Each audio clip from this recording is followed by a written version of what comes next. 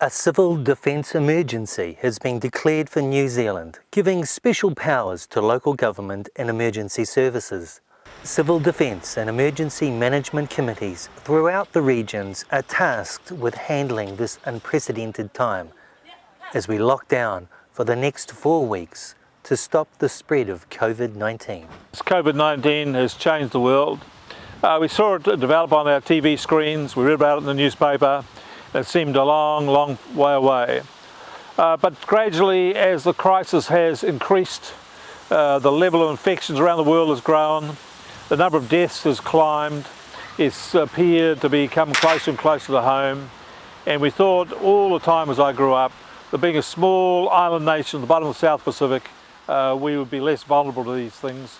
But now we are just as exposed as anybody else. So we are at risk of losing thousands of lives. But this is preventable. Preventable by individual action, by the action of groups, of families, to make sure that they stay safe, to make sure that they stay at home, to make sure that they isolate themselves. Any community interaction brings with it the prospect of the transference of the virus. This is a silent, unseen, deadly virus. Many people recover from it, of that's no doubt. Some people get it and recover from it and never even know they've had it. But for some in our community, it can mean a very debilitating disease and it can mean their death. Whatever your immediate group is, identify that and do not go out of it, because if you do, you increase the risk of the transmission of the virus. What will be necessary to make this thing work really well is our communities. We are blessed in Hawke's Bay by having strong communities and high levels of trust in those communities. And these are incredibly valuable assets. Now the centre, the Civil Defence, will be able to do a lot itself, but it will not see every gap, it will not be able to meet every demand. And what we're expecting is that communities themselves will identify those weaknesses, pull together and make sure that things happen. We have in our community elderly people who live alone. For all of them, I'm sure they are more than just nervous or apprehensive.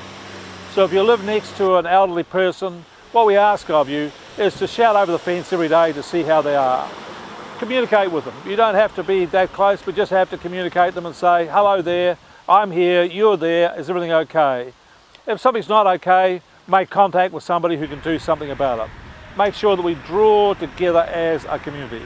There'll be those who cannot get out to get food. They make themselves known. There are organisations springing up now which are going to help them get their food. There's all sorts of things that will need to be done. We can't foresee these. We just need to be alert to identify them and make sure they happen. What I ask for people is to be positive about these things. If the mistakes happen, point it out. People own it, fix it and move on. We want to have a positive approach to this. And I say that because the prospect in front of us is daunting. To have all of our community living at home for 4 weeks is without precedent. It is going to be a big ask, but we should not be daunted by it. We should see within us our strength and our resilience of our communities, and we should prevail. But we need to make sure that we all stay safe, we all stay in our bubble, we all resist the urge to interact with people, and we all do what is the right thing. Every one of us.